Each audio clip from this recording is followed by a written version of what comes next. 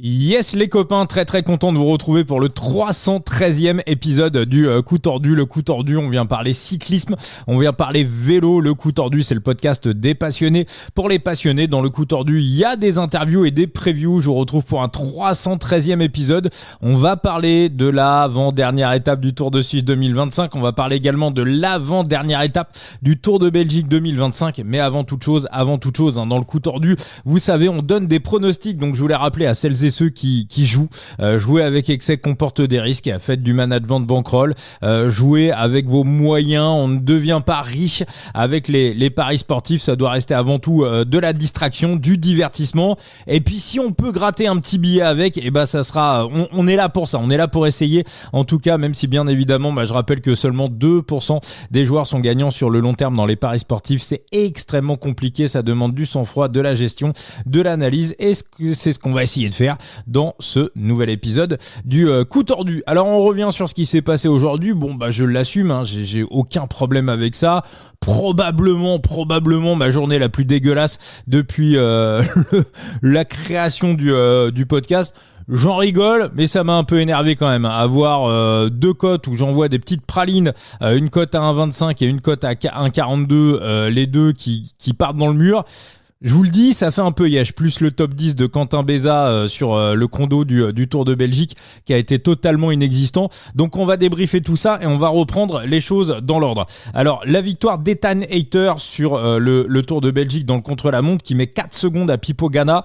Pour moi, c'est une immense surprise. D'ailleurs, je suis pas le seul. Reprenez les commentaires de Steve Chenel. Il était aussi autant que moi sur le cul. Là, il n'y a pas de technique, il n'y a pas de stratégie. Visiblement, au niveau des conditions météo, on était plus ou moins sur la même chose.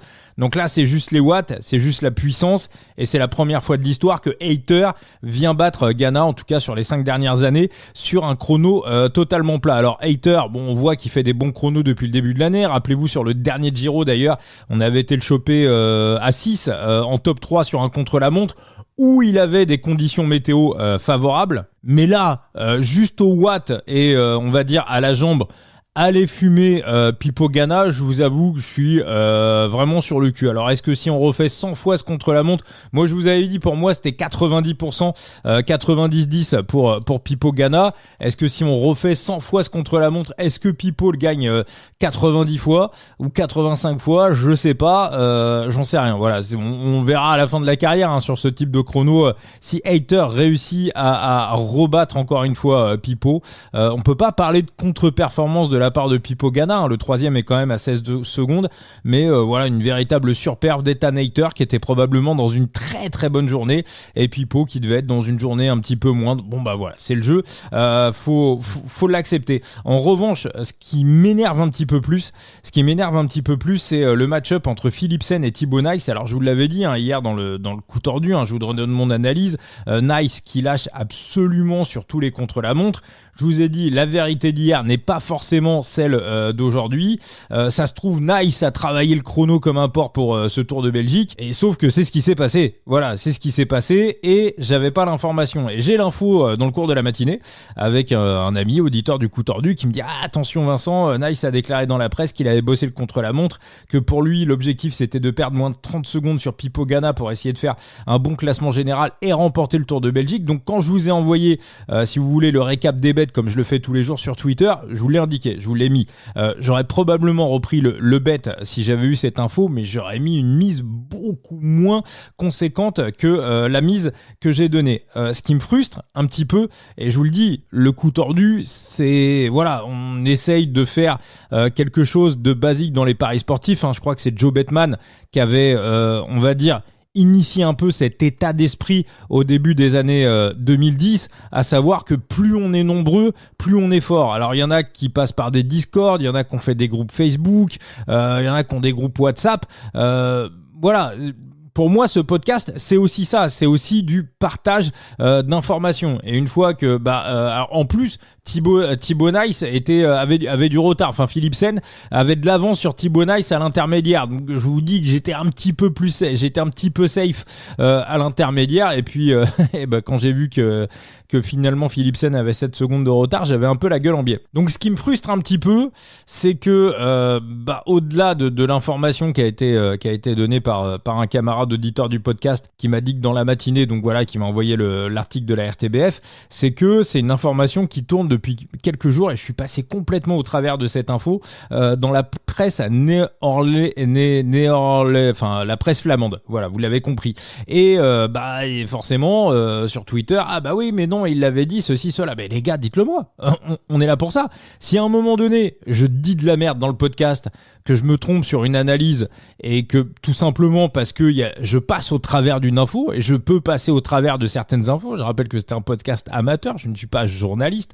Je viens pour parler, je viens pour échanger avec vous. Toutes les idées sont bonnes à prendre et je n'ai pas la science infuse et en matière de pronos, personne n'a la science infuse et personne n'a jamais tout bon, ça n'existe pas. Donc si à un moment donné, il y a une info que je n'ai pas ou même vous n'êtes pas d'accord sur une analyse, vraiment n'hésitez pas à me le dire. Vous dites Vincent là, ton analyse, tu dis de la merde. Tiens là, t'as dit ça, non, l'info elle est pas bonne. Reprenez-moi, vraiment, voilà, je corrige dans le podcast, voilà, vraiment, je suis là pour ça. Pour moi, ce podcast, c'est aussi du partage. Donc voilà, donc la prochaine fois, vraiment, n'hésitez pas. Pourquoi ? Parce que j'en avais parlé dans la preview du Tour de Belgique et j'avais expliqué pourquoi je ne voyais pas une victoire de Thibaut Nice au classement général, tout simplement parce que pour moi, il allait lâcher ou il allait prendre une tôle sur le contre-la-montre. Ce n'est pas le cas. Erreur d'analyse. Donc ça va être le premier bet de ce podcast. On va faire ce qui s'appelle un arbitrage parce que je vous rappelle qu'on a un PLT en cours, 1%, à savoir Thibaut Nice ne gagne pas le classement général, la cote elle était à 1,25, là il est 3e, il est coté à 4,50, pour moi il peut complètement remporter le classement général. L'étape de Derby qu'on va avoir ce samedi peut complètement créer des écarts. D'ailleurs, il est ultra méga favori, il est à 1,70. Sa victoire au classement général, elle est à 4,50. On va la prendre. Voilà, on va mettre 0,2% de bankroll. Donc, dans les deux cas de figure, si Thibaut Nice remporte le classement général, on aura perdu 10 unités, donc 10 euros sur une bankroll à 10 000 euros. Et s'il ne gagne pas le classement général, on aura gagné 5 euros. Voilà, ça sera 5 euros de bénéfice et à savoir 5 unités sur une bankroll de 10 000 unités. Donc 5 euros sur une bankroll de 10 000 euros.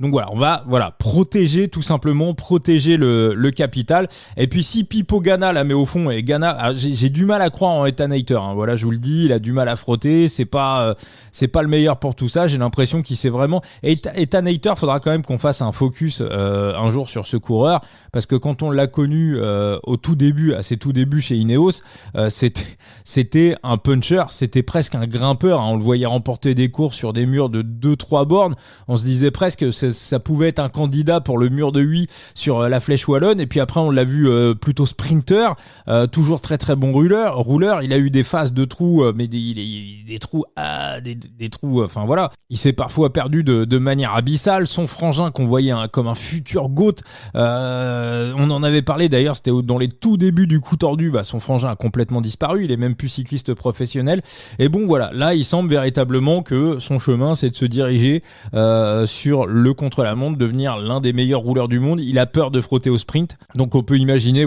qu'il va encore plus se spécialiser dans ce domaine-là et que ça peut être l'objectif de son milieu et de sa fin de carrière. Donc 0,20% de bankroll sur la victoire de Thibaut Nice au classement général. On va faire un arbitrage, et si Pipo pouvait aller nous chercher malgré tout le GC, on prendra également. Sur cette étape du Tour de Belgique, pas grand chose à dire. Thibaut Nice est coté ultra favori, il est à 1,70. Pour moi c'est bien coté, il n'y a absolument aucune value. Je ne toucherai pas à cette 4e étape du Tour de Belgique. On va se diriger du côté du Tour de Suisse. Alors je vous disais, le podcast c'est du partage. Alors je vous l'ai pas dit, je suis en solo pour cet épisode. Encore une fois, voilà, au moment où j'enregistre, il est un petit peu plus de minuit, donc des horaires totalement indécents. Compliqué de dire à Thibaut et à Enzo, écoutez les gars, ce soir je fais un podcast, mais je sais pas à quelle heure je le fais. Ils vont pas m'attendre derrière dans le Discord du coup tordu, voilà, derrière leur micro, bien évidemment. Voilà, quand je sais pas l'horaire, je leur dis même pas, hein, je fais le podcast. J'aurais pu enregistrer à 22h, à minuit, à 1h du matin. Maintenant, on m'a fait le reproche, hein. Il y a quelqu'un qui m'a dit, mais quand t'es tout seul, c'est le vide abyssal. Alors déjà, Maxime, si c'est le vide abyssal, pourquoi t'écoutes, pourquoi t'es là. Moi, je vais vous donner par exemple un exemple de programme où c'est pour moi le vide abyssal. Vendredi, tout est permis avec Arthur. Pour moi, les gens qui regardent ces émissions-là sont des surhumains. Je sais pas comment on fait pour réussir à tenir plus de 30 secondes à regarder Bruno Guillon faire des charades ou je sais pas, Camille Serre faire des galipettes ou que sais-je encore. Enfin voilà, je comprends pas qu'on puisse tenir plus de 30 secondes sur cette émission-là. Maintenant, je vais pas aller sur les réseaux sociaux, sur YouTube, c'est gna gna gna, voilà. C'est bon, j'ai vu 2 extraits sur les réseaux sociaux, j'ai compris le principe, j'ai compris le concept. Je me bats plutôt pour défendre des choses que j'aime, plutôt que pour détruire et pour défoncer des choses que je déteste. Bien évidemment, sorti de ça, bien sûr que je préfère 100 000 fois faire le podcast avec Thibaut et avec Enzo. C'est là où je prends le plus de plaisir parce qu'on vous apporte le plus de choses. Des fois, on n'est pas d'accord, il y a du débat, il y a de l'échange. Très souvent, quand on est d'accord et quand on est aligné comme Lorenzo Fortunato sur le Giro, ça fait mouche, ça tape dans le mille. Encore une fois, je vous le disais tout à l'heure, ce podcast, c'est du partage et de l'échange. Mais maintenant, est-ce que quand c'est compliqué de s'organiser parce que Thibaut et Enzo, encore une fois, comme moi, ils sont pas professionnels du vélo, du cyclisme et qu'on n'arrive pas à s'organiser pour vous faire une série de podcasts, est-ce que pour autant, je ne dois pas faire de podcast? Voilà, moi je pense que je dois quand même vous faire des podcasts, mais voilà, je vois les résultats, il y a quand même du monde quand je suis là. Mais maintenant, oui, forcément, si j'ai monté le podcast avec Thibaut et Enzo, c'est évidemment parce que pour moi c'est les 2 meilleurs et qui vous ramènent une valeur ajoutée qui est inestimable, bien sûr, bien évidemment. Mais voilà, quand c'est pas possible, c'est pas possible. Faut aussi tout simplement le comprendre. Donc on bascule sur l'étape du Tour de Suisse, l'étape qui va nous intéresser, la 6e étape du Tour de Suisse, 7e étape, pardon, 7e étape du Tour de Suisse. Alors on est dans les Alpes suisses, 177 bornes, on a un petit peu plus de 3000 mètres de dénivelé positif, qu'est-ce que je dis, 207 bornes, un parcours plutôt long pour cette avant-dernière étape du Tour de Suisse. On va du côté des Métènes, où sera jugée l'arrivée sur une bosse de 4 km à plus de 8% de moyenne. Donc ce qui va marquer surtout cette étape, c'est à la fois la chaleur et à la fois la longueur. On a un début de parcours qui peut être propice à l'organisation d'une échappée. Alors est-ce qu'on va avoir une échappée ou est-ce qu'on va avoir un GC Day? Moi je pense plutôt sur le GC Day. Je sais que la majorité part plutôt sur l'échappée. Je vais vous dire pourquoi je pars plutôt sur le GC Day. Parce que déjà Joao Almeida, ça serait bien quand même de prendre le plus possible à Kevin Bauquelin avant le dernier contre-la-montre. Pour l'idéal pour Joao, c'est de prendre le maillot avant le contre-la-montre. Alors même si évidemment 39 secondes, il peut aller les récupérer à Bauquelin sur le dernier chrono. Kevin Bauquelin, c'est un très très bon rouleur, vraiment très très bon rouleur, et 39 secondes de retard pour Joao Almeida, je suis pas sûr qu'il soit totalement safe avec cet écart-là au démarrage du contre-la-montre. Donc l'idée, je pense, ça sera pas de faire un grand raid en solitaire et de se cramer avant le chrono, plutôt d'essayer d'arriver au pied de la dernière bosse pour jouer la gagne. On sait d'ailleurs Joao, on voit, il monte, c'est impressionnant de la manière dont il monte ses côtes. Il fait ça un petit peu à la Tom du Moulin, il fait ça au cardio, on le voit assez loin au début de l'ascension. Puis après, il remonte, il se soucie pas des autres et il fait des belles arrivées.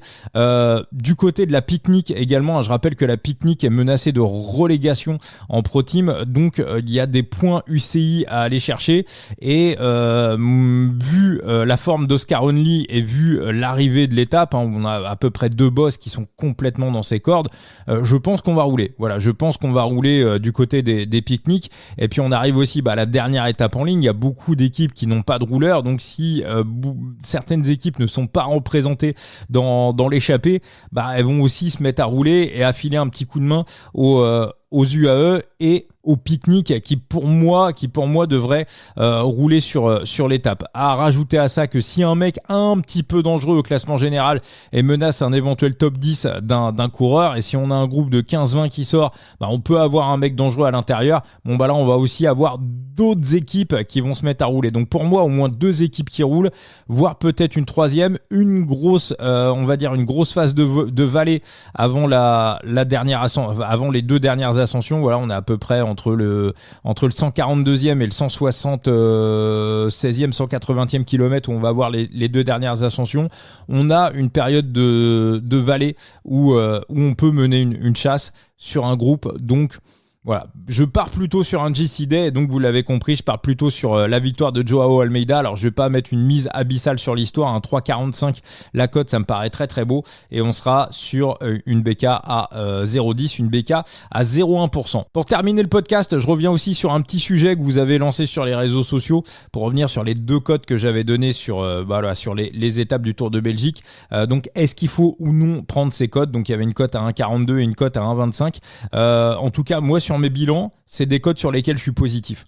Donc, pour moi, il n'y a pas de bonne et de mauvaise cote. Alors après, je comprends qu'on puisse se sentir mal à l'aise. Alors après, si on ne le sent pas, bien évidemment, on ne le fait pas. Mais en tout cas, voilà, sur les 2 ans et demi de coups tordus et de bankroll, j'ai pas non plus un panel, c'est pas le genre de code que je joue tous les jours ou tous les 4 matins, mais bien, vous remarquerez, je suis reparti sur un match-up, ça faisait longtemps que j'avais pas été sur un match-up, encore un match-up qui passe par. Là je dois être sur une série de match-up, mais je pense que ouais, même sur les chronos, même sur les contre-la-montre, il va falloir que je les laisse tomber définitivement ces match-up. Bon, c'est simple, c'est clairement ce qui fume le bilan de cette année. S'il n'y avait pas les match-up, on serait bien dans le vert. Donc voilà, j'ai un bilan positif sur ces cotes entre 1,2 et 1,4 et sur les cotes entre 1,4 et 1,6. Alors après, encore une fois, pour moi, ça reste uniquement et seulement une question de value. Pour moi, des fois une cote à 50, elle n'est pas value. Et pour moi, des fois, une cote à 1,30, elle est value. Voilà, c'est mon avis. Encore une fois, j'ai pas la science infuse, mais je le vois de cette manière-là. Petit mot de side limit également pour terminer. Voilà, pour dire que Steph le Belge est en tête actuellement. Il y a le multitour 22 où il faut constituer des équipes avec le Giro Next Gen, le Tour de Suisse, la route d'Occitanie et donc le Tour de Belgique avec une belle récompense à la clé, une carte rose 4 étoiles et $70. Donc Steph le Belge qui a réalisé une très très belle opération. Il y a un gros trou, il a plus de 50 points d'avance sur Boris qui est à la 2e place. Bon, c'est pas fini bien évidemment, mais ça semble quand même très très bien avancé pour Steph le Belge. Et puis je rappelle juste un truc aussi important, c'est que j'ai créé ce podcast pour parler de Side Limit. Comme à un moment donné, Ronald McDonald a créé McDonald's pour vendre des burgers et des frites.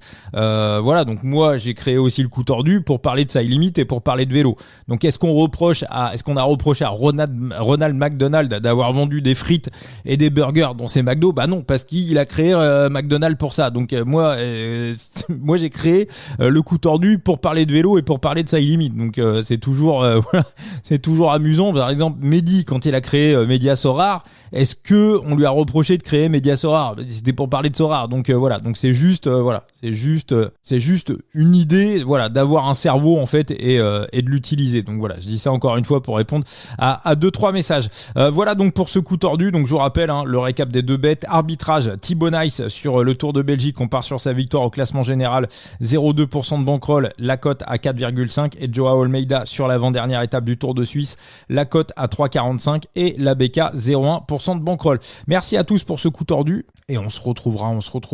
Ouais, je pense qu'on se retrouvera ce samedi soir pour le contre-la-montre du Tour de Suisse parce que j'ai pas mal d'idées, il y a pas mal de choses à faire sur ce contre-la-montre en côte, c'est assez rare et il y a des petites choses à faire. J'ai quelques idées, on va voir déjà comment ça se passe ce samedi sur le Tour de Suisse, mais voilà, il y aura des petites choses à faire. Ce contre-la-montre, je l'attends impatiemment. Voilà les amis, je vous dis à très très vite. N'oubliez pas que vous retrouvez Thibaut sur son compte Twitter, Thibaut Chambre, Enzo alias Analyste Phoenix également sur son compte Analyste Phoenix et son site The Big Gear et le coup tordu. S'il y a quoi que ce soit, voilà, on est là pour partager, pour échanger. Facebook, Twitter, TikTok, Instagram et voilà, tous les réseaux sociaux, on est présent absolument partout. Ciao les amis.